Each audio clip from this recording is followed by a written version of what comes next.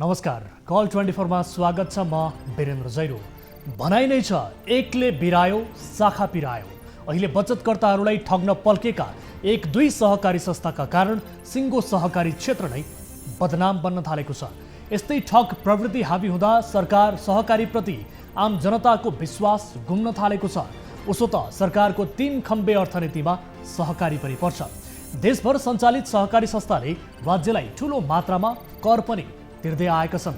तर त्यो सहकारी संस्थामा के कस्ता नीति, विधि र प्रविधि छन्? कति शेयर सदस्य छन्? संस्थागत पुँजीको अवस्था के छ? प्रत्येक वर्ष साधारण सभा भएको छ वा छैन? भाका नागेको ऋणको अवस्था कस्तो छ? यी सबैको अवस्थाबारे विस्तृत रूपमा छलफल र परामर्श गरेमा ठगिनबाट पक्कै जोगिन सकिन्छ। तर यसमा बचतकर्ताहरू पनि चुकिरहेको ठगिएका थुप्रै दृष्टान्तहरूले प्रश्न पारेको छ। मर्दा पर्दा चाहिन्छ भनेर सहकारीमा रकम जम्मा गर्यो, तर मर्ने अवस्था आउँदासम्म पनि त्यो पैसा जम्मा गरेको रकम काम आएन। हो यस्तै अवस्था आएको छ रामेछापको एक सहकारी संस्थामा बचत गर्ने बचतकर्ताहरूको। रामेछापको उमाकुण्ड गाउँपालिकामा रहेको नव बाम्ती भण्डार बहुद्देश्य सहकारी संस्थाका कर्मचारीहरूले बचतकर्ताहरूले जम्मा गरेको 2,19,19,000 रुपैयाँ अपचलन गरेको खुलासा भएको छ। उसो त सहकारी संस्थाको आन्तरिक सर्वोच्च निकाय भनेको साधारण सभा हो। संस्थाको विधान, कार्यविधि, संस्थाको आन्तरिक नीति नियमहरू साधारण सभाले पास गर्नुपर्ने हुन्छ।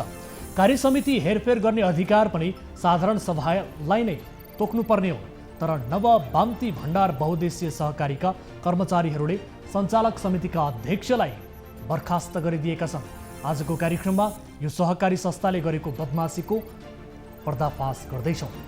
यता बाढीको वितण्डा पश्चातको पश्चिम नवलपरासीका बाढी प्रभावितहरूको नागरिकको जनजीवन यति बेला कष्टकर बनेको छ र उनीहरूको वियोग भएको बारे हामी समक्ष गुनासो आएको छ। जहाँ बाढीले करिब 1 दर्जन बढी ठुला तथा मझौला उद्योगहरूमा समेत क्षति पुर्याएको छ। यसबाहेक त्यहाँका नागरिकहरूको बाली नाली घरमा समेत डुबान भएको छ। तर पनि सरकारवालाले बाढी प्रभावितहरूलाई आश्वासन बाहेक अरू केही दिन नसकेको उनीहरूको गुनासो छ। उनीहरूको यो पीडा सुन्दै आजको कार्यक्रममा सरकारवालाको ध्यानाकर्षण गराउने प्रयास गर्नेछौँ। यसबाहेक तपाईँ दर्शक महानुभावहरूसँगको प्रत्यक्ष कुराकानीमा पनि हामी जोडिनेछौँ।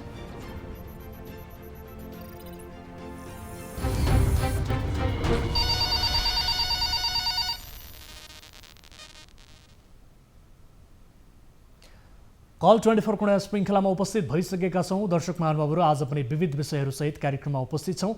आम सर्वसाधारणले हामी समक्ष गर्नुभएका गुनासो र विशेष गरी हाम्रो 24 हेल्प डेस्कमा गर्नुभएका गुनासोहरूलाई पनि कार्यक्रममा समावेश गर्दै र देशका विभिन्न स्थानबाट हाम्रा टिभी जर्नलिस्टहरूले स्थानीय स्तरमा आम सर्वसाधारणसँग प्रत्यक्ष सरोकार राख्ने विषयहरूलाई रिपोर्ट मार्फत पठाउनु भएको रिपोर्टहरूलाई त्यससँग सम्बन्धित सरकारवाला निकायहरूलाई जवाबदेही बनाउने र त्यसको जवाबदेहिता खोज्ने प्रयास निरन्तर गर्दै आएका छौँ र कार्यक्रममा उठेका विषयहरूलाई हामी सम्बन्धित निकाय समक्ष पुर्याउने र आम सर्वसाधारणको पक्षमा आफ्नो आवाजलाई दरिलो बनाउने प्रयत्न निरन्तर कार्यक्रम मार्फत गर्दै आएका छौँ र सकभर लाइभ कार्यक्रम मार्फत हामी आम सर्वसाधारणका गुनासोहरूलाई सम्बोधन गराउनका निमित्त सम्बन्धित निकायलाई प्रत्यक्ष रूपमा जोडेर र त्यसको समाधान खोज्ने प्रयास पनि गर्दै आएका छौँ। र कुनै आपद विपदमा पर्नु भएको छ, कुनै समस्या भोगिरहनु भएको छ, कुनै अन्याय भोग्नु परिरहेको छ भने तपाईँले हामीलाई हाम्रो टोल फ्री नम्बर 1660 011 2424, एनसेल नम्बर 980157 2424 र एनटिसी अर्थात् भाइबर नम्बर रहेको छ 9884 011 037 तपाईँका लागि खुला गरिसकेका छौँ। र समाजमा भएका कुनै पनि व्यथिति विसङ्गति विरुद्ध आफ्नो आवाजलाई बुलन्द पार्न चाहनुहुन्छ र खबरदारी गर्न चाहनुहुन्छ भने पनि तपाईँले हामीलाई सम्पर्क गर्न सक्नुहुनेछ भन्दै आजको पहिलो कलर हामीसँग जोडिनु भएको छ। उहाँको गुनासो सुन्छौँ। नमस्कार, को बोल्दै हुनुहुन्छ, कहाँबाट? हजुर नमस्कार, कहाँबाट को बोल्दै हुनुहुन्छ? नमस्कार सर। हजुर, कहाँबाट बोल्दै हुनुहुन्छ? म नेपालगञ्ज राजादेखि ललित सापकोटा बोलेको सर। सापकोटाजी, के समस्यामा पर्नुभयो, के का लागि सम्झिनु भयो? विशेष गरी अब यो एसटिजेको पनि 20-25 दिन भइसक्यो रिजल्ट आएको होइन। हजुर। अब त्यो मेरो भाइको सिम्बल नम्बर स्कुलबाट माग्दाखेरि स्कुलको हेड सर्भिस नम्बर दिनुहुन्छ, आफ्नो फोनमा रिसिभ गरिदिनुहुन्छ। भनेपछि एसईको रिजल्ट तपाईँको हातमा अहिलेसम्म परेको छैन? हजुर सर, हो सर। अब यो रिजल्ट आइसक्यो, अन्य विद्यार्थीहरूले त आफ्नो हातमा रिजल्ट पाइसक्नुभयो, तपाईँले मात्रै नपाउनुको कारण चाहिँ के रहेछ त यो? त्यो सरलाई फोन गर्दा सधैँ फोन रिसिभ गर्नुहुन्न सर, भोलि दिन्छु भन्नुभयो होइन। मेसेज पठाएको थिएँ मैले। हजुर। मेसेजमा चाहिँ म भोलि दिन्छु, अहिले मिटिङमा छु भन्नुभयो। त्यसको भोलिपल्ट पनि मैले मेसेज गरेँ उहाँलाई। मेसेज गर्दा पनि उहाँले रिप्लाई दिनु भएन, फोन पनि उठाउनुहुन्न सर।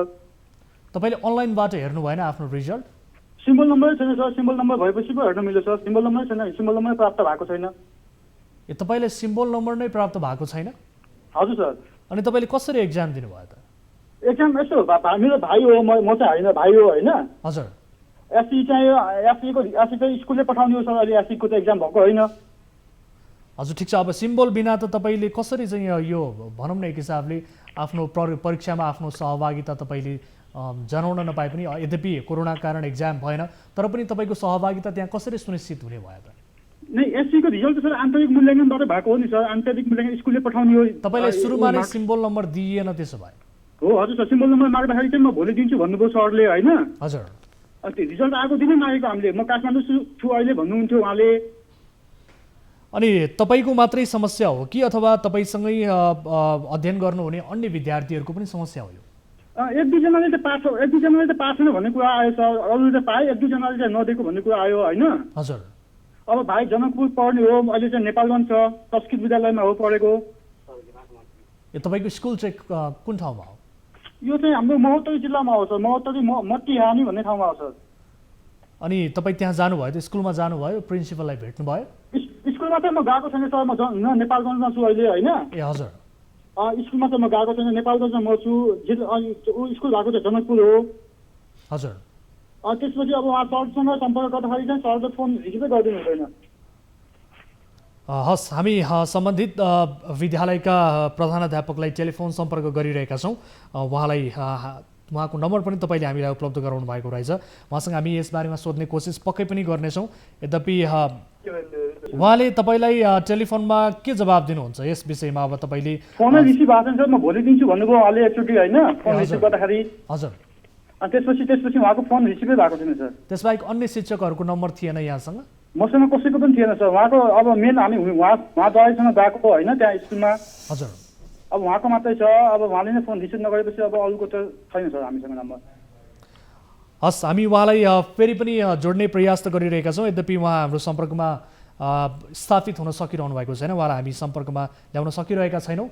यो विषयलाई हामी अफेयरमा पनि फलोअप गर्नेछौँ र तपाईँको यो चासो गुनासोलाई हामी अफेयरमा पनि सम्बोधन गर्ने प्रयत्न गर्नेछौँ। मलाई जानकारी प्राप्त भएअनुसार फेरि पनि उहाँलाई हामी जोड्ने कोसिस गरिरहेका छौँ। उहाँसँग कुराकानी गर्ने प्रयास गरौँ। पौडेल सर, स्वागत छ यहाँलाई कार्यक्रममा। हजुर, अब एउटा गुनासो आयो, विशेष गरी तपाईँहरूको विद्यालयमा एकजना ललित सापकोटा भन्ने विद्यार्थी जसले एसई दिनुभएको थियो, उहाँको रिजल्ट अहिलेसम्म उहाँले आफ्नो हातमा पाउनु भएन। ललित सापकोटा मेरो विद्यालयको विद्यार्थी हुनुहुन्न। सापकोटाजी सुन्दै हुनुहुन्छ? म गार्जेन बोलेको, म गार्जेन हो सर भाइको। हजुर। आको गार्जेन बोल्दैछु सर। ए, तपाईँको भाइको नाम भन्नुहोस् न। नारायण सापकोटा, योग नारायण सापकोटा। हजुर। योग नारायण सापकोटा सर। योग नारायण सापकोटा। पौडेल सर सुन्दै हुनुहुन्छ? सुन्नु सर। योग नारायण सापकोटा मेरो विद्यार्थी हो। हजुर हजुर। होइन, अब अहिले कोरोनाका कारण विद्यालय बन्द भएको जुन ताला चाहिँ त्यो उसमा गुरु चाहिँ कोरोना पीडित हुनुहुन्छ। अब 2-3-4 दिनमा उहाँ कोरोना मुक्त हुनुहुन्छ। ताला उहाँसँग भएको हुनाले ताला किन तोडौँ भनेर मैले त्यो ढिलो गरेको। अरू केही कारणै छैन। किन कारण हुने? आवासीय विद्यालय हो, 3 वर्ष हामीले 4 वर्ष पढाएका छौँ फ्रीमा बच्चालाई। त्यो उसको सर्टिफिकेट नदिने भन्ने कुरै हुँदैन।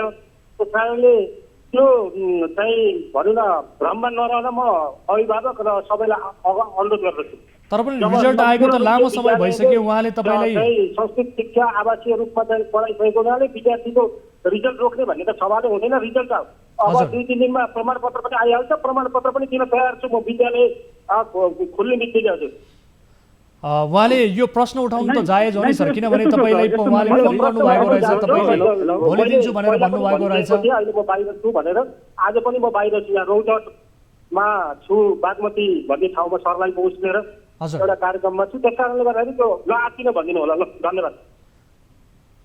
पौडेल सर, उहाँले हाम्रो फोन काट्नु भएको छ। यद्यपि अब यति हेलो सर। हजुर अब हाम्रो इन्ट्रान्स पनि भइरहेको छ, अब धेरै ठाउँमा इन्ट्रान्स पनि भइरहेको छ होइन सर। हो अब हामीले नेटदेखि नै मार्कसिट पाएन भनेपछि अब इन्ट्रान्स कसरी लिन्छ सर? इन्ट्रान्स लिँदै लिँदैन। अब इन्ट्रान्स अब भाइ पास आउट हो कि होइन भनेर नै गाह्रो भयो हामीलाई, हो कि नै? अब इन्ट्रान्स भइरहेको छ विभिन्न ठाउँमा। ठिक छ, उहाँले अहिले फोन काट्नु भएको छ र उहाँले अब 1-2 दिनमा प्रमाणपत्र नै आउँछ र त्यस पछाडि तपाईँलाई सर्टिफिकेट पनि उपलब्ध प्रमाणपत्रको कुरा ठुलो भएन कि सर? हामीलाई अब सिम्बल नम्बरै नपाएपछि अलिकति अप्ठ्यारो भयो सर। अब इन्ट्रान्स ठिक छ, उहाँले अहिले हाम्रो फोन काट्नु भएको छ सापकोटाजी। उहाँलाई हामी अफेयरमा एकपटक फेरि पनि सोध्ने प्रयास गर्नेछौँ, उहाँको जवाफदेहिता लिनेछौँ। उहाँले फोन रिसिभ नगरिदिएपछि त्यही भएर अब लास्ट विकल्प मैले मिडियामा जाउँ भनेर चाहिँ मैले हजुरसँग हिजो सम्पर्क गरेको सर। हस् ठिक छ, हामी बुझ्ने कोसिस गर्नेछौँ र उहाँले जुन हिसाबले अहिले जवाफ दिनुभएको छ यस जवाफ सम्बन्धी विस्तृत कुराकानी हामी उहाँसँग गर्नेछौँ। समय र जानकारीका लागि यहाँलाई धन्यवाद। दर्शक महानुभावहरू, कुनै पनि समस्यामा पर्नु भएको छ भने तपाईँले हामीलाई सम्पर्क गर्न सक्नुहुनेछ। तपाईँका समस्याहरू यसरी नै लाइभ समाधान गर्ने अथवा सम्बन्धित निकाय समक्ष पुर्याउने प्रयत्न हामी गरिरहेका छौँ। र आजको पहिलो विषयतर्फ यहाँहरूको ध्यान आकर्षण गराउन चाहन्छु। बाढीको वितण्डा पश्चात पश्चिम नवलपरासीका बाढी प्रभावित नागरिकको बिजोग भएको छ। सङ्घीयतापछि स्थानीय सरकार घर नजिकै भेटिने सपना बुनेका बाढी प्रभावित जनताहरू अहिले निराश बनेका छन्। बाढीले करिब 1 दर्जन बढी ठुला तथा मझौला उद्योगहरूमा क्षति पुर्याएको छ, तर पनि सरकारवालाले बाढी प्रभावितलाई आश्वासन बाहेक अरू केही दिन सकेका छैनन्।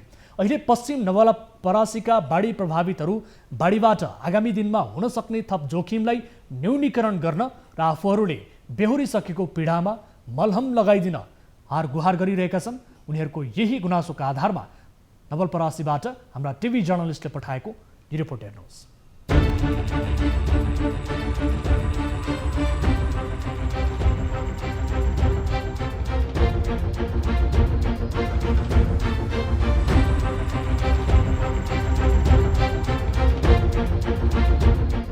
केही दिन अघि पश्चिम नवलपरासीमा आएको बाढीले बगाएर रामग्राम 18 पम्फापुरका एकै परिवारका 2 जनाले ज्यान गुमाए।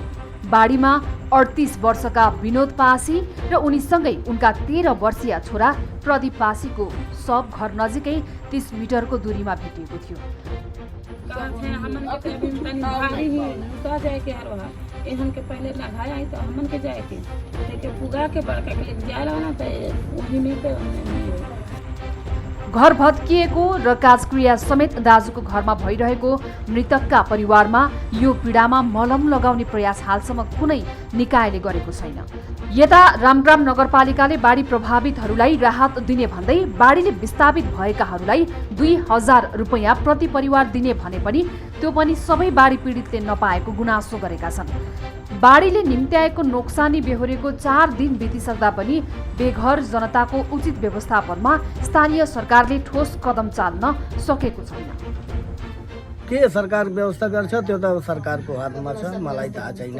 कपडा सपडा जे थियो बरु बगायो, भाँडा साँडा थियो बाहिर जुन जम्मै लगिदियो, चप्पल सप्पल जम्मै लगिदियो। जम्मै नातिहरू आए थिए, पुरा परिवारै थिए। नाति छोरीलाई सन्चो लागे छैन, अब आए थिए हेर्न, केही सामान बचे छैन। उता व्यवसायी तथा व्यापारीहरूको पीडा पनि उस्तै छ। एकातर्फ बस्ने घर बाढीले ध्वस्त पारेको पीडा छ भने अर्कोतर्फ लाखौं ऋण बोकी सञ्चालन गरेको व्यवसायको नोक्सान देख्दा मन सम्हाल्न उनीहरूलाई निकै गाह्रो भएको छ। सोही कारण राज्यलाई तिर्ने कर, ब्याज लगायतमा सहुलियत प्रदान गरी सहयोग गर्न समेत उनीहरूले आग्रह गरेका छन्। अहिले बाढीले पश्चिम नवलपरासीका करिब 1 दर्जन बढी ठुला तथा मझौला उद्योगहरूमा क्षति पुर्याएको छ। कोठा घरमा कुछ नहीं बा तो कोठा निहार के गुजर होई। पहले बताओ 10 परिवार माने 4 कोला खेती कैसे निभाता? ई कुल खर्च छल पल होता, जेकर ढई गइल बा के सरकार देई, आ जेकर कोठा घरवा 4 ठो बाणा परिवार नहीं खाए पुगता, तो बताओ दुख ना दुख के बात नहीं बा। विशेष गरी खाद्यान्न उद्योगहरूमा कच्चा पदार्थको रूपमा राखिएको धान र उत्पादन भइसकेको चामल चिउरा लगायतका करोडौं मूल्य बराबरको नोक्सानी भएको उद्योगीले बताइरहेका छन्। उद्योगमा रहेको कच्चा पदार्थ र तयारी माल सामानहरू पानीका कारण डुबानमा पर्दा नोक्सानी बेहोर्नु परेको उद्योग सञ्चालकहरूको भनाइ छ। डुबानबाट इट्टा उद्योगलाई पनि क्षति पुगेको छ। यसैगरी डुबानका कारण पश्चिम नवलपरासीका रामग्राम, सरावल, प्रतापपुर, पाल्हीनन्दर हजारौं बिघा क्षेत्रमा लगाइएको धान बालीमा समेत क्षति पुगेको छ। अब फेरि पनि क्षति हुन सक्ने जोखिम र डरका बीच उनीहरू बाँचिरहेका छन्। तर पनि सरकारले आफूहरूको समस्याप्रति चासो नदिएको उनीहरूको आरोप छ। दर्शक महानुभावहरू, बाढी पहिरोको वितण्डा हरेक वर्ष आम नेपालीहरूले भोग्नुपर्ने यो नियति नै बनिसकेको छ। र यो अवस्थामा पश्चिम नवलपरासीका बाढी प्रभावितहरूले अहिले आफूहरूको पीडामा मलहम लगाइदिनका लागि हारगुहार गरिरहेका छन्। सबैभन्दा नजिकको सरकार मानिएको स्थानीय सरकारले समेत आफूहरूको पीडामा साथ नदिएको र मलहम लगाउने प्रयास नगरेको भन्ने किसिमको गुनासो उनीहरूले पटक पटक गरिसके पछाडि यो विषयलाई कार्यक्रममा समावेश गरेका छौँ र यससँग सम्बन्धित रहेका सरोकारवाला निकायको ध्यान आकर्षण गराउने प्रयास हामी गर्ने कोसिस गरिरहेका छौँ। र विशेष गरी जहाँ केही दिन अघि 2 जना व्यक्तिको मृत्यु समेत भयो, एकै परिवारका व्यक्तिको बाढीले भगाएर। र यसै विषयमा थप कुराकानी गर्नका लागि यति बेला बाढी पीडितको प्रतिनिधित्व गर्दै एकजना हामीसँग जोडिनु भएको छ स्थानीय, उहाँसँग कुराकानी गर्छौँ र त्यस पछाडि सरोकारवाला निकायसँग हामी कुराकानी गर्नेछौँ। नमस्कार, को बोल्दै हुनुहुन्छ? यहाँको शुभ नाम? हजुर नमस्कार, म मोहन पौडेल बोल्दैछु परासीबाट। पोखरेलजी, अब यहाँहरूले भोग्नु भएको पीडा, बाढीबाट पुगेको क्षति सम्बन्धी हामीले रिपोर्ट प्रसारण गऱ्यौँ। अहिले तपाईँहरूको अवस्था के छ? तपाईँहरू कसरी बसिरहनु भएको छ? यसबारे बताइदिनुहोस् न।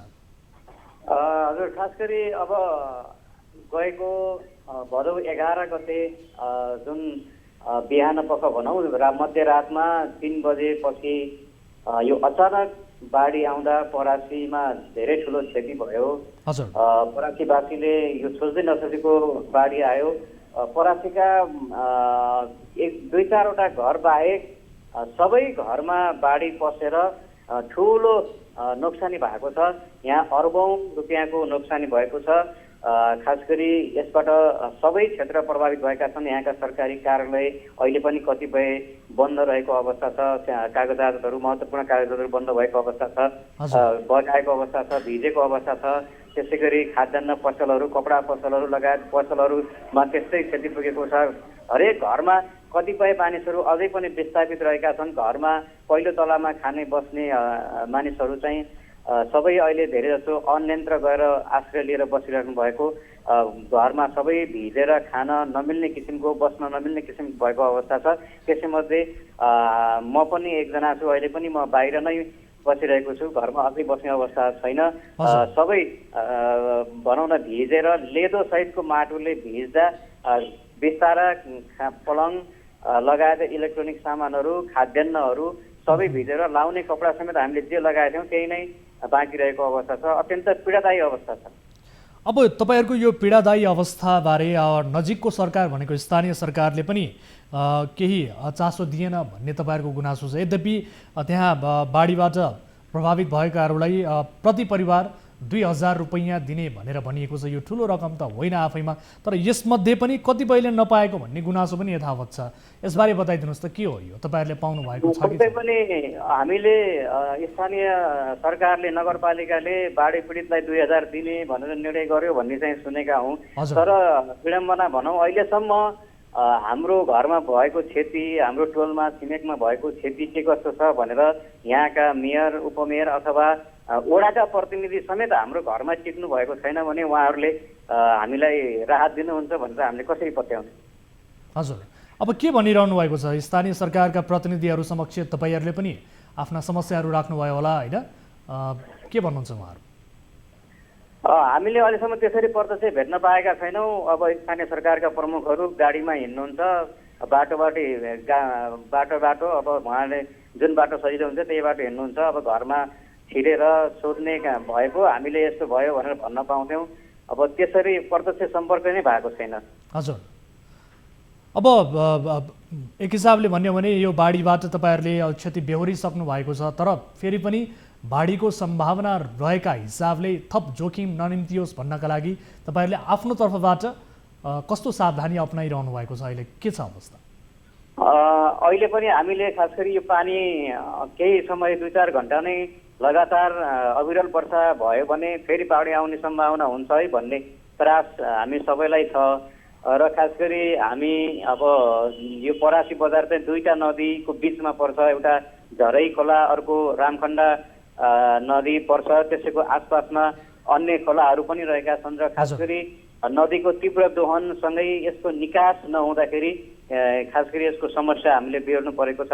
र अब हामीले अब पुराना धेरै यहाँका पुराना घरहरू एक तले र अलि तल बाटोभन्दा तल खाल्टोमा रहेकाले पनि डुबानमा परिरहने सम्भावना छ। अब नयाँ बन्ने घरहरू केही अल्को बनाउने क्रममा रहेका छन् भने अब पहिलो तलामा बसेका मानिसहरूले पनि दोस्रो तलामा बस्ने, तल अलि महत्त्वपूर्ण वस्तुहरू नराख्ने त्यस्तो खालको तयारीहरू गरिरहेका छौँ।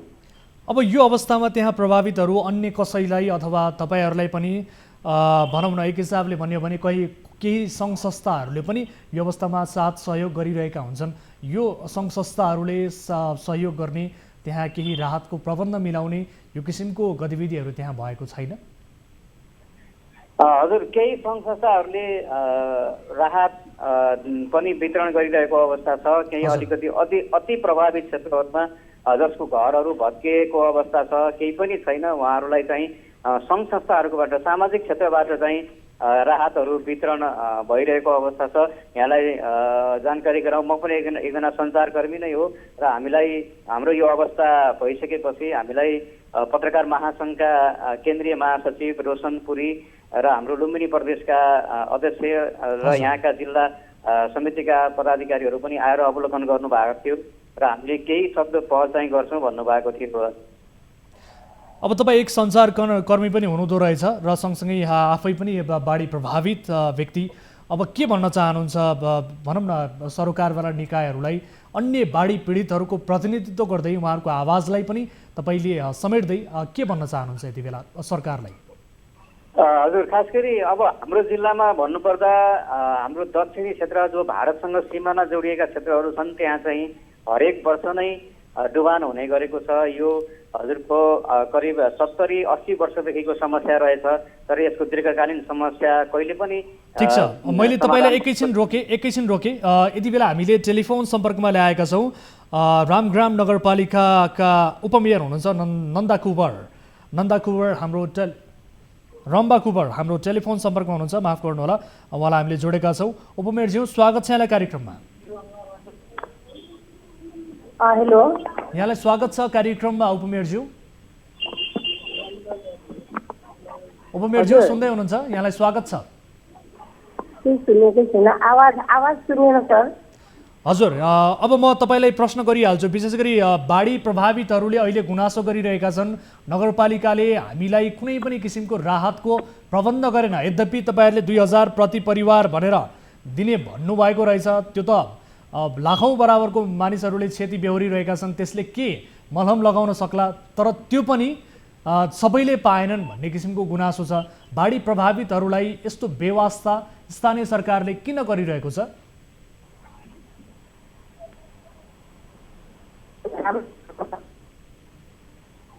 सुन्दै हुनुहुन्छ?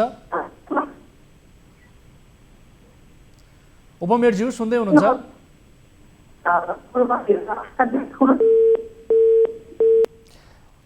दर्शक महानुभावहरू, उपमेयर रम्भा कुँवरलाई हामीले टेलिफोन सम्पर्क मार्फत जोड्ने प्रयास गरेका थियौँ।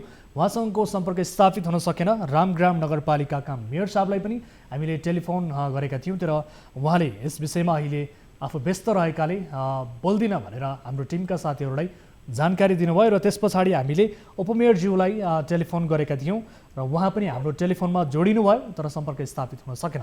यद्यपि म फेरि पनि उहाँलाई जोड्नका लागि अनुरोध गर्न चाहन्छु र हामीसँग जोडि नै रहनु भएको छ यति बेला बाढी प्रभावितहरूको प्रतिनिधित्व गर्दै सञ्चारकर्मी समेत हुनुहुन्छ। सुन्दै हुनुहुन्छ मलाई? हजुर हजुर, आफ्नो भनाइलाई तपाईँले कन्टिन्यू गर्न सक्नुहुनेछ। हजुर हजुर, यहाँलाई मैले भन्दै थिएँ अब हाम्रो जिल्ला मा खास गरी भारतको सिमानासँग जोडिएको पनि क्षेत्र हो र यहाँका अधिकांश नदीहरू भारतमै जाने गर्छन्। तथापि त्यो दक्षिणी क्षेत्र चाहिँ 70-80 वर्षदेखि हरेक वर्ष नै डुबान हुँदै आएको छ र यो हामी अहिले बसिरहेको सदरमुकाम क्षेत्रमा चाहिँ विरलै रूपमा यसरी बाढी आउने गरेको थियो। गएको 5-6 वर्ष अगाडि एकपटक आएको थियो, तर त्यति धेरै त्यसले नोक्सान गरेको थिएन र अहिलेको बाढीले चाहिँ धेरै नोक्सानी गर्यो। अब यसको मुख्य कारण भन्नुपर्दा नदीको तीव्र दोहन र नदी व्यवस्थापन नगर्नु नै हो र खास गरी नदीको निकास नहुँदा माथि नदी थुनिने र एक्काएकै फुट्दाखेरि त्यसले ठुलो क्षति पारिरहेको अवस्था छ। अब स्थानीय सरकारले पनि नदी दोहन मात्रै गर्न लगाउने तर यसको व्यवस्थापन नगर्ने गरिरहेको अवस्था छ भने देशका मन्त्रीहरू मुख्यमन्त्रीहरू बेला बेलामा आउने अवलोकन गर्ने र आश्वासन मात्रै दिएर जाने गरेको अवस्था छ। अहिलेसम्म यहाँको दीर्घकालीन रूपमा यहाँ यसको कसरी निकास दिने, कसरी बाढीलाई रोक्ने भनेर कसैले पनि पहल गरेको देखिँदैन। आउने अवलोकन गर्ने, निरीक्षण गर्ने, आश्वासन दिने मात्रै काम भइरहेको छ। त्यसैले अब जो मन्त्री आए पनि, जो नेता आए पनि जनताले विश्वास गर्न छोडिसकेका छन्। अब खालि भोट माग्न आउने मात्रै नेताहरूको काम भइरहेको छ र खास गरी अहिले पछिल्लो अवस्था हेर्दा बाढीलाई एउटा भगाउने किसिमको अथवा प्रचारबाजी गर्ने, सामाजिक सञ्जालमा अवलोकन गरियो भनेर फोटो मात्रै हाल्ने काम भइरहेको छ। यस्तो नहोस्, एउटा दीर्घकालीन समाधानको लागि सबै मिलेर पहल गरौँ भन्ने चाहन्छु। भनेपछि दीर्घकालीन रूपमा समाधान भएन र अर्कोतर्फ नदीको कटान दोहन रोकिएन, तीव्र सहरीकरण रोकिएन भने यसले वर्षेनी योभन्दा बढी क्षति हुने सम्भावना छ। हजुर हजुर एकदम। हस्, म समय र जानकारीका लागि यहाँलाई धन्यवाद दिन चाहन्छु र तपाईँसँगको कुराकानीका आधारमा सम्बन्धित निकायको पनि ध्यान आकर्षण होस्। तपाईँले आगामी दिनमा फेरि निम्तन सक्ने जोखिमलाई पनि तपाईँले उजागर गर्नुभएको छ र यो कुराकानीका आधारमा सम्बन्धित सरकारवाला निकायको गम्भीर रूपमा ध्यान आकर्षण होस्, हामी यही चाहन्छौँ। समय र जानकारीका लागि यहाँलाई धेरै धेरै धन्यवाद। धन्यवाद। न्युज 24 टिभीलाई पनि धेरै धेरै धन्यवाद। हस्, थ्याङ्क यू सो मच। दर्शक महानुभावहरू, यति बेला हामीसँग जोडिनु भएको थियो अन्य बाढी प्रभावितहरूको प्रतिनिधित्व गर्दै उहाँ सञ्चारकर्मी पनि हुनुहुन्छ र उहाँले बताएअनुसार हरेक वर्ष क्षति त भइरहेको, तर यस वर्ष भने नदी कटान बढी भएका हिसाबले र तीव्र रूपमा सहरीकरण बढिरहेका हिसाबले, प्राकृतिक सम्पदामाथिको दोहन बढिरहेका हिसाबले र त्यसलाई व्यवस्थित गर्न नसकिएका कारणले पनि अहिले बाढीबाट मानिसहरूले बढी क्षति बेहोर्नु परेको भन्ने किसिमको उहाँले गुनासो गर्नुभएको छ र यसको व्यवस्थापनका लागि स्थानीय सरकारले पनि चासो नदिएको, प्रदेश सरकार र सँगसँगै मुख्यमन्त्री, मन्त्रीहरू, नेतागणहरू त्यहाँ पुग्ने र आश्वासन मात्रै दिने, यद्यपि फोटो खिचाएर मात्रै फर्किने गरेको भन्ने किसिमको उहाँले गुनासो गर्नुभएको छ। व्यवस्थाको अन्त्य हुन जरुरी छ र आश्वासन मात्रै होइन, यसको दीर्घकालीन रूपमा समाधान खोजिनुपर्छ र त्यहाँका नागरिकहरूले आगामी दिनमा फेरि पनि बाढीबाट थप जोखिमको सामना गर्न नपरोस्, थप क्षति बेहोर्न नपरोस् भन्ने हिसाबले यसको दीर्घकालीन रूपमा समाधान खोज्न अत्यन्त जरुरी छ भन्दै यस विषयलाई हामी सरकारवाला निकायको गम्भीर रूपमा रिपोर्ट मार्फत पनि र सँगसँगै प्रभावितसँगको कुराकानीका आधारमा पनि गम्भीर रूपमा ध्यान आकर्षण होस् भन्दै यसलाई यही थाँती राख्छौँ र अर्को विषयतर्फ यहाँको ध्यान आकर्षण गराउन चाहन्छु। सहकारी भन्ने बित्तिकै समान आर्थिक स्तर, इच्छा, रुचि र मानिसहरूले आपसी हितका निम्ति आर्थिक कारोबार गर्ने संस्था भन्ने बुझिन्छ। यो रिपोर्ट केही बेरमा प्रस्तुत गर्छौँ र यति बेला हामीसँग यही विषयमा कुराकानी गर्नका लागि उपमेयरज्यू फेरि जोडिनु भएको मैले जानकारी प्राप्त गरेको छु र यो मौकालाई फेरि पनि म सदुपयोग गर्न चाहन्छु। अन्य स्थानीयको गुनासो पटक पटक बारम्बार हामीलाई यस विषयमा आइरहेको छ र उहाँसँग यसको जानकारी लिन्छौँ। रम्भा कुबर हामीसँग फेरि जोडिनु भएको छ। उपमेयरज्यू, स्वागत छ यहाँलाई कार्यक्रममा। हेलो, यहाँलाई स्वागत छ कार्यक्रममा। उपमेयरज्यू, अब बाढी प्रभावितहरूले यति बेला गुनासो गरिरहेका छन्। तपाईँको नगरपालिकामा रहेका प्रभावितहरूले नगरपालिकाले चासो दिएन आफूहरूको समस्यामा, आफूहरूको पीडामा मलम लगाउने कुनै त्यस्तो किसिमको ठोस योजना ल्याएन भन्नुहुन्छ। के गरिरहनु भएको छ तपाईँहरू? हेलो, आवाज क्लियर भएन? यहाँले सुनिरहनु भएको छ मेरो आवाजलाई? हजुर हजुर भन्नु अलिअलि सुनेको छ भन्नुहोस् न। सुन्ने प्रयत्न गरिदिनु होला। अत्यन्त गम्भीर विषयमा हामी कुराकानी गरिरहेका छौँ। तपाईँको नगरपालिका क्षेत्रभित्रका नागरिकहरू जो बाढी प्रभावित छन्, ती प्रभावितहरूले आफूहरूले राहत नपाएको, आफूहरूको पीडामा मलम नलगाएको स्थानीय सरकारले भनेर गुनासो गरिरहेका छन्। तपाईँहरू के गर्दै हुनुहुन्छ? धन्यवाद। हामी चाहिँ नि अहिले चाहिँ शिवग्राम नगरपालिकामा बाढी पसेको छ र यो बाढीले चाहिँ धेरैलाई विपत्ति निम्त्याएको छ र यो यस्तो 1 देखि 18 वार्डसम्म छ नवलपरासीको हाम्रो रामग्राम जुन कि अति विकट क्षेत्र पनि छन्। तुरुन्तै तत्काल जब बाढी पसेको थियो त्यतिखेर स्थानीय तहका सरकार कोही पनि त्यो बाढीमा पसेर स्थिति आएको थियो। त्यस कारणले गर्दा त्यो क्षेत्रहरूमा हामी पुग्न नसकेको अवस्था थियो। तर हामी भोलिपल्टै इमर्जेन्सी तत्कालीन हामी बोर्डको बैठक राखेका छौँ र 1 देखि 18 वार्डका वार्डहरूमा तुरुन्तै हुँदा जसको चाहिँ हुने खाने र हुँदा खाने धेरै फरक हुन्छ, अन्तर हुन्छ। तत्काल राहत भन्ने चिजको चाहिँ हामीले उपचार गराउनुपर्छ भनेर प्रत्येक वार्डका त्यो प्रक्रिया हामीले चाहिँ सूचनाको प्रक्रिया, टेन्डरको प्रक्रिया तुरुन्तै गर्नलाई चाहिँ टाइम लाग्ने भएको भएर हामीले नगद 2000 को दरले प्रत्येक चाहिँ परेका बाढीमा परेका व्यक्तित्वहरूलाई दिनलाई हामी सुरु गरेका थियौँ। छ बाँडिसक्नु भएको छ र बाँकी भएका व्यक्तित्वहरूलाई तथ्याङ्क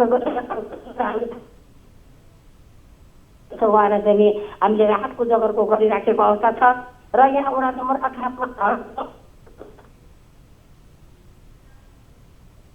हजुर। अब उपमेयरज्यू, तपाईँहरूले 2000 रुपैयाँ भनेर प्रति परिवार दिने भनेर निर्णय गर्नुभएको रहेछ। कतिपय अवस्थामा दिनु पनि भएको रहेछ, तर सबै जो बाढी प्रभावित हुन् उहाँहरूले नपाएको भन्ने गुनासो गरिरहेका छन्। कतिपय अवस्थामा तपाईँहरूले गरेको निर्णय र तपाईँहरूले दिने भनेको राहतका बारेमा सुनेको मात्रै भनेर उहाँहरूले भनिरहनु भएको छ। यो तपाईँहरूले वितरण गर्दा कसरी गरिरहनु भएको छ? सबै समक्ष पुग्न नसकेको हो। यद्यपि यो 2000 भनेको धेरै ठुलो रकम पनि होइन, लाखौँ रुपैयाँको बराबरको मानिसहरूको यहाँ क्षति भएको छ। दर्शक महानुभावहरू, उहाँसँगको कुराकानी प्रभावकारी हुन सकेन। यद्यपि उहाँसँग हामी कुराकानी गर्ने प्रयास गरिरहेका थियौँ बाढी प्रभावितहरूको प्रश्नको प्रतिनिधित्व गर्दै। र पछिल्लो समय बाढी निम्तनुको मुख्य कारण भनेको त्यहाँ बढिरहेको तीव्र सहरीकरण र सँगसँगै भइरहेको प्राकृतिक सम्पदामाथिको दोहनलाई रोक्नका लागि उहाँहरूले किन सकिरहनु भएको छ र जसका कारण यो वर्षेनी नीति रहेको छ भन्ने विषयमा पनि हाम्रा केही प्रश्नहरू थिए र उहाँसँगको सम्पर्क फेरि टुटेको छ। र म यस विषयलाई यहीँ थाती राख्दै अर्को विषयतर्फ फेरि पनि यहाँहरूलाई लिएर जान चाहन्छु। सहकारी संस्था भन्नाले किसान, मजदुर वा साना पुँजी भएका व्यवसायी वा उपभोक्ताको हितका लागि खोलिएका हुन्छन्। तर रामेछापको उमाकुण्ड गाउँपालिका 2 को एक सहकारीले बचतकर्ताको 2 करोड 19 लाख रुपैयाँ डुबाइदिएको छ। नव बाम्ती भण्डार बहुद्देश्यीय सहकारी संस्थाका कर्मचारीले बचतकर्ताले जम्मा गरेको 2 करोड 19 लाख रुपैयाँ आफैले अपचलन गरेको खुलासा भएको छ। यस विषयमा थप कुराकानी गर्नेछौँ। सबैभन्दा पहिले रामेछापबाट हाम्रा टिभी जर्नलिस्ट युवराज श्रेष्ठले पठाएको यो रिपोर्ट हेर्नुहोस्। गाउँ-गाउँमा खोलिएका सहकारी संस्थाहरू पनि तालतालका छन्। बचतकर्ताको हितका लागि खोलिएका सहकारीहरूले सञ्चालन र त्यहाँका कर्मचारीका लागि कमाई खाने भाँडो बनेका छन्। यस्तै एक उदाहरण रामेछापको उमाकुण्ड गाउँपालिकामा फेला परेको छ। सो गाउँपालिकाको वडा नम्बर 2 मा रहेको नव बाम्ती भण्डार बहुउद्देश्य सहकारी संस्थाका कर्मचारीले बचतकर्ताले जम्मा गरेको 2 करोड 19 लाख 19 हजार रुपैयाँ अपचलन गरेको खुलासा भएको छ। बचतकर्ताको सहकारीमा जम्मा गरेको पैसा 3 वर्षदेखि निकाल्न नपाएपछि उक्त पैसा सहकारीका कर्मचारीले अपचलन गरेको पाइएको हो। बचतकर्ताबाट वार्षिक 18 करोडको कारोबार गर्ने उक्त सहकारी संस्थाले अहिलेसम्म कसैको पैसा पनि फिर्ता गरेको छैन, जसका कारण बचतकर्ताहरू मारमा परेका छन्। गिटी कुटी बल्लो बोगी गरेको पैसा साकरीमा राख्नुपर्छ, बोचर राख्नुपर्छ, राम्रो हुन्छ भविष्यमा भनेर भन्नुभएको थियो गाउँलेहरूले। अनि त्यसो भनेर त्यसरी राखेको। अहिले म दुख बिमार हुँदा पटक पटक गयो, पैसा नि पाउन सकेन। घरको मान्छे कति पटक भन्दा नि पैसा दिएन। अब अर्को ऋण तिर्नु पर्ने, अस्ति नि गएर त्यो अलिकति दिनु सर भन्दा छैन भने अहिले सुक्कै छैन के दिनु। अहिले 1-2 दिन पर्खेँ, हाम्रो यहाँ आफ्नो मिटिङ छ, यो मिटिङ सिधेपछि दिउँला। भन्नुभयो। आउँदाखेरि पर्सिका दिन आइज, 3 दिन पछाडि आइज, 4 दिन पछाडि आइज भनेर बोलाएको बोलाएँ। करिब 22 दिन जति चाहिँ धाइसकेँ होला, अझै मैले पाएको छैन। यो सहकारी संस्थाका कर्मचारीहरूले सञ्चालक समितिका अध्यक्षलाई नै बर्खास्त गरिदिएका छन्। सहकारीले बचतकर्ताहरूलाई रकम फिर्ता माग गरेपछि सहकारीका अध्यक्षले हिसाब किताब खोज्दा कर्मचारीले सहकारीका अध्यक्ष बर्खास्त गरी सञ्चालक समितिका कोषाध्यक्षलाई अध्यक्षको जिम्मेवारी दिएका छन्। मसँग लगभग पैसा नभएको कारणले मैले आफ्नो श्रीमतीलाई चाहिँ अब ट्रिटमेन्ट गर्नु पर्यो अब भनेर अब त्यो जग्गा बेचेर मैले सहकारीमा राखेर अलिअलि ब्याजबाट पनि भएर पनि ट्रिटमेन्ट गर्नु पर्यो भनेर मैले सोच बनाएर चाहिँ मैले तपाईँको यहाँ यसरी राखेको। मलाई पैसा यसरी चाह्यो भन्दाखेरि म धेरै बारम्बार जाँदा पनि तपाईँको पैसा दिन नि थियो। लेखा समिति संयोजक सूर्यबहादुर बस्नेतको नाममा 24 लाख रुपैयाँको चेक जारी भएको छ, तर आफूले पैसा माग नगरेको नलिएको पनि लेखा समिति संयोजक बस्नेतले बताए। कति साधारण सभा भन्ने त मलाई याद भएन। तत्कालीन त्यतिखेर भएको साधारण सभाले अब लेखा समितिमा बस भन्नुभयो, तर लेखा समितिमा बसेपछि हामीले शपथ खाने काम पनि गऱ्यौँ होइन। अनि त्यो शपथको प्रक्रिया पुरा गरिसकेपछि अघिल्लो समितिले मलाई खासै लेखा समितिले मलाई सबै बुझाउनु पर्नेमा त्यो अघिल्लो लेखा समितिले नबुझाएको भएर मैले कुनै पनि त्यो पछि मिटिङमा नि गइनँ र काम पनि अगाडि बढाइनँ। यता सहकारी व्यवस्थापक दिनेश कुमार कार्कीले भने सर्वसाधारणले लिएको ऋण केही उठिसकेको र केही उठ्न बाँकी रहेकाले समस्या उत्पन्न भएको बताएका छन्। तर संस्थालाई अप्ठ्यारो परेकाले राजनीतिज्ञ समाजको प्रभुत्व व्यक्ति नभनी ऋणीको नाम सार्वजनिक गर्ने व्यवस्थापक कार्कीको भनाइ छ। कर्मचारीबाट अपचलन भएको रकम चाहिँ कहिले जम्मा गर्नुहुन्छ त भन्ने प्रश्नमा नाजवाफ भएका कार्कीले आफूहरूबाट गल्ती भएको पनि स्वीकार गरेका छन्। सर्वसाधारण र केही ऋणीहरूभन्दा बाहेक त्यस्ता ठुला ऋणीहरू र अलि सामाजिक वर्चस्व भएका व्यक्तिहरूबाट चाहिँ ऋण असुलीमा खासै र अहिले भएको समस्या भनेकै ऋण चाहिँ समयमा नउठेर र बचतकर्ताको रकम फिर्ता गर्न नसकेर हो। त्यसलाई चाहिँ सहजीकरण उहाँहरू ठुला ऋणी नै यहाँको चाहिँ अब समाजका केही प्रभुत्व व्यक्तिहरू नै भएको कारणले उहाँहरूले चाहिँ आफूले बुझाउनु पर्ने ऋण समयमा बुझाइदिनु भएको यो अवस्था आउँदैन थियो, त्यो नगरिदिनु भएर। सहकारीको अध्यक्ष दानहरू शेर्पालाई पदबाट हटाई सहकारीको लेखापाल र कोषाध्यक्ष समेत चलाएर बसेका हरिशङ्कर बस्नेतले पदमा बस्ने मानिस कोही नभएकाले आफै बस्न परेको बताए।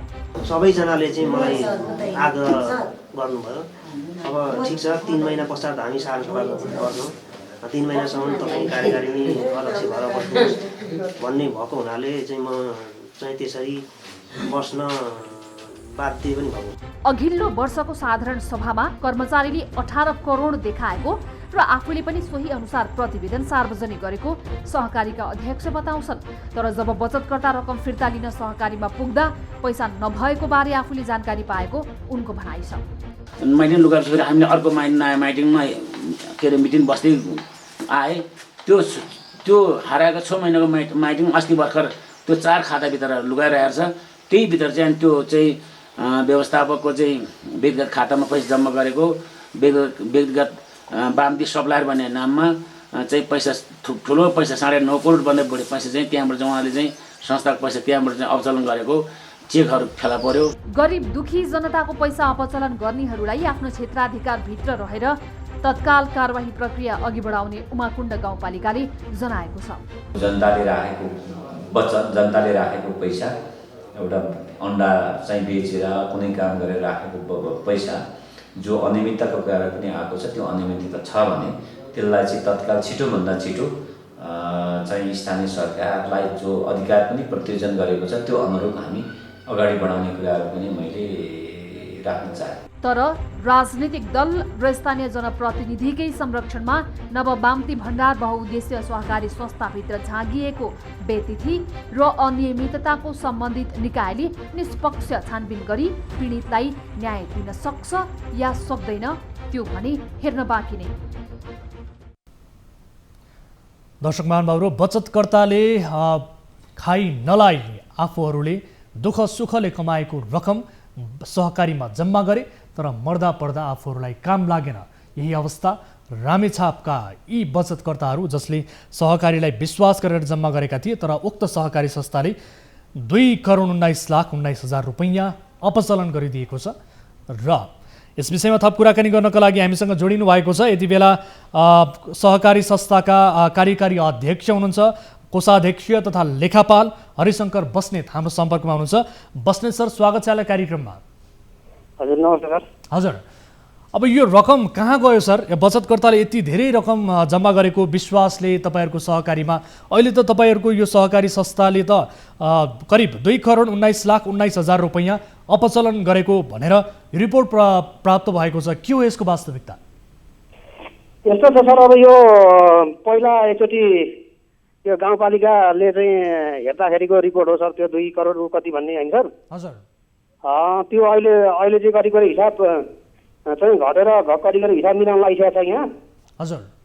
अब तपाईँको हाम्रो त्यो बेलामा 8-9 करोडको कारोबार हुँदा अब अहिले तपाईँ 3-4 करोडको कारोबार मिलिसक्दाखेरि चाहिँ अब अहिले कारोबार निकै घटेर गएको छ।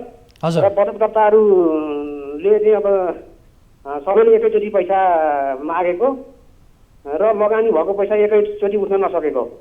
तर तपाईँहरूमा त बचतकर्ताले जम्मा गरेको रकम विगत 3 वर्षदेखि मागिरहेका छन् तर तपाईँहरूले पैसा नै दिइरहनु भएको छैन बचतकर्तालाई। सबैको त्यस्तो छैन सर, कुनैले अब उहाँहरूले त्यो गुनासो गर्नुभयो होला, तर अब यहाँ धेरैको गुनासो सम्बोधन पनि भइसकेको छ, उता हुँदै पनि जाँदैछ।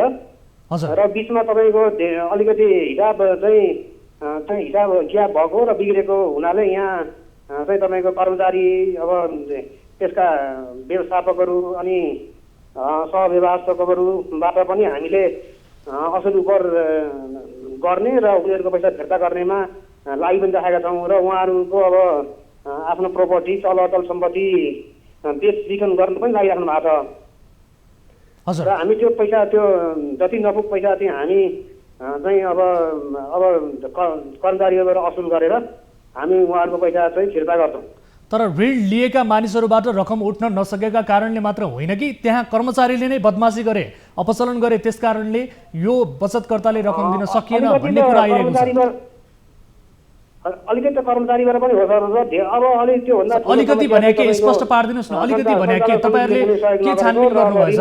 उठ्ने क्रममा पनि उहाँहरूले चाहिँ अझ बरु ऋण नउठोस् भन्नेतिर अलिक बढा गरेको कारणले पनि तपाईँको कर्मचारीले नपुग पैसाले मात्रै त सबैको पैसा फिर्ता गर्न त पुग्दैन सर। अब आखिरी लगानी भएको ऋण त उठ्नै पर्छ। सर अलिकति भनेको के? अलिकति भनेको यो जो कर्मचारीहरूले कति कुम्ल्याएका रहेछन् त? यो 2,19,19,000 मध्ये कर्मचारीबाट चाहिँ कति अपचलन भएको रहेछ? त्यो सबै फाइनल हिसाब होइन सर। उहाँहरूले त्यो चाहिँ अब उहाँहरू आउँदाखेरि अघिल्लो वर्ष आर्थिक वर्ष असार मसानसम्मको हिसाब लिनुभएको त्यो 3-4 महिना पछि गइसकेको थियो र त्यो बिचमा पनि तपाईँको कारोबार भइसकेको थियो सर। तपाईँ बताउनुहोस् न, हिसाब ठ्याक्कै भन्नुहोस् न, किनभने तपाईँ लेखापाल पनि हो होइन? तपाईँले त हिसाब किताब त एकदम क्लियरली भन्नु पऱ्यो नि त। कति रकम तपाईँहरूको कर्मचारीबाट अपचलन भएको रहेछ र कति रकम तपाईँहरूको उठ्न बाँकी छ ऋण लिएकाबाट? अब यहाँ अडिटले फाइनल हिसाब निकाल्छ सर। अब त्यो अडिटले फाइनल हिसाब निकालेपछि चाहिँ कति भन्ने चाहिँ थाहा हुन्छ सर। अनि अब तपाईँहरू कहिले चाहिँ यो कर्मचारीबाट अपचलन भएको रकम कहिले जम्मा गर्नुहुन्छ त? जम्मा हुँदैछ सर। अब अहिले अब योभन्दा तपाईँको 2-4 दिन अगाडि पनि चाहिँ अब व्यवस्थापकले पैसाले जम्मा गर्नुभएको छ र अहिले पनि उहाँले चाहिँ फेरि अब यो 2-4 दिनमा नि अब पैसा जम्मा गर्ने भनेर चाहिँ उहाँ लागिराख्नु भएको छ। अहिलेसम्म कति रकम जम्मा गरियो? अहिलेसम्म चाहिँ तपाईँको अब उहाँको हिसाब उहाँले चाहिँ अब आफ्नो नाममा अब ऋण लिनुभएको छ, त्यसको चाहिँ 44 लाख जति चाहिँ जम्मा भएको छ। ठिक छ, अब यो विषयलाई हामी फलोअप पक्कै पनि गर्नेछौँ। र मलाई अर्को एउटा महत्त्वपूर्ण कुरा के भनिदिनुहोस् भने विशेष गरी सहकारी संस्थाको नियमअनुसार कानुनअनुसार साधारण सभाले मात्रै कुनै पनि कर्मचारी अथवा पदाधिकारी फेरबदल गर्न सक्ने नियम छ। तर तपाईँ चाहिँ कार्यवाहक अध्यक्ष पनि बन्नुभएको छ, जो सहकारी संस्थाका अध्यक्ष हुन् उनलाई बर्खास्त गरियो। यो कुन कानुन र कुन ऐनमा टेकेर तपाईँहरूले यो गर्नुभयो सर? सुन्दै हुनुहुन्छ सर? सुन्दै हुनुहुन्छ हरिशङ्कर सर? सर बोल्नुहोस् न, बोल्नुहोस्, यसको जवाब दिनुहोस् न।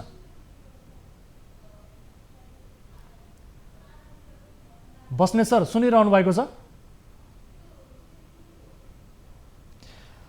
उहाँले बोलिरहनु भएको छैन, उहाँ सम्भवतः नाजवाफ हुनुभयो। यो कुन कानुन र ऐनमा टेकेर यसरी संस्थाका सुन्दै हुनुहुन्छ? यहाँले सुन्दै हुनुहुन्छ? अलि यहाँ नेटवर्क त्यति राम्रो छैन सर, म भनिरहेको छु सर। ल ठिक छ, बताउनुहोस् त यो तपाईँहरूले कुन कानुन ऐन अनुसार तपाईँ कार्यकारी अध्यक्ष बन्नुभयो र अध्यक्षलाई बर्खास्त किन गरियो? साधारण सभा तपाईँहरूको भएको छैन, साधारण सभाबाट मात्रै तपाईँहरूले फेरबदल गर्न सक्ने यसको नियम छ, कानुन छ, तपाईँहरूले कुन कानुनलाई टेकेर यसो गर्नुभयो सर?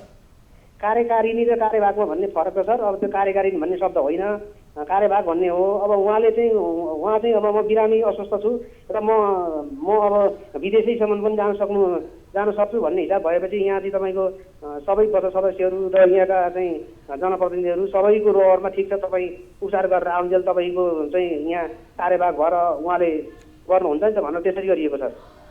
अनि तपाईँहरूको सहकारी संस्था यसरी नै चलिरहेको छ, यो गोलमटोल तरिकाले चलिरहेको छ। यसरी त कसरी तपाईँहरू बचतकर्ताको विश्वास जित्न सक्नुहुन्छ? यसले त तपाईँहरूको सिङ्गो सहकारी क्षेत्रलाई बदनाम बनाउनमा तपाईँहरूको महत्त्वपूर्ण भूमिका रहने भयो नि त सर।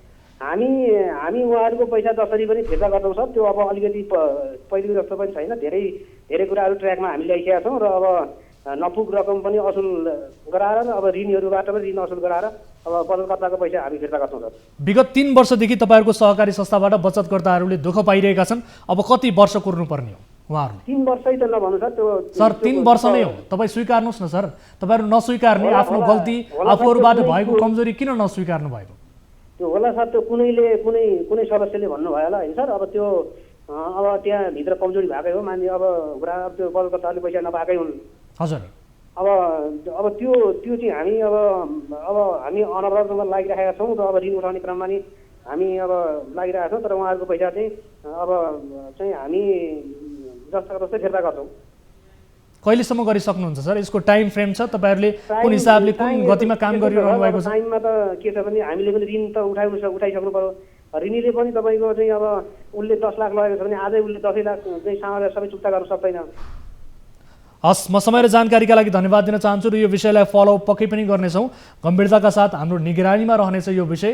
त्यति धेरै बचतकर्ताहरूले विगत 3 वर्षदेखि आफूहरूले जम्मा गरेको र सँगसँगै दुःख सुखले मर्दा पर्दा अप्ठ्यारो पर्दा काम लाग्छ भनेर तपाईँहरू समक्ष जम्मा गरेको रकम नपाउँदाखेरि उहाँहरू एकदमै पीडामा पर्नु भएको छ, ठुलो मारमा पर्नु भएको छ। उहाँहरूको यो पीडालाई फेरि पनि हामी उजागर गर्नेछौँ, फलोअप गर्नेछौँ। समय र जानकारीका लागि धन्यवाद सर। हस्, धन्यवाद। दर्शक महानुभावहरू, आजलाई यिनै विषयवस्तुहरू प्रस्तुत गर्दै कार्यक्रमको निर्धारित समय पनि सकिएको छ। हाम्रो टोल फ्री नम्बर 1660 011 24 24, एनसेल नम्बर 98 015 724 24 र एनटिसी अर्थात् भाइबर नम्बर रहेको छ 98 84 011 037। तपाईँको समस्या सुन्नका लागि 24 घण्टा हाम्रो 24 हेल्प डेस्क सञ्चालनमा छ। हामी तपाईँका समस्याहरू सुन्ने मात्र छैनौँ, सम्बन्धित निकाय समक्ष त्यसको समाधानका लागि पहल पनि गर्नेछौँ भन्दै आजका लागि कार्यक्रमबाट बिदा हुन्छौँ। आम सर्वसाधारणलाई जागरुक बनाउने र सम्बन्धित निकायलाई थप जवाबदेही बनाउने हाम्रो कोसिस निरन्तर जारी छ। हामी निरन्तर न्युजमा छौँ। नमस्ते।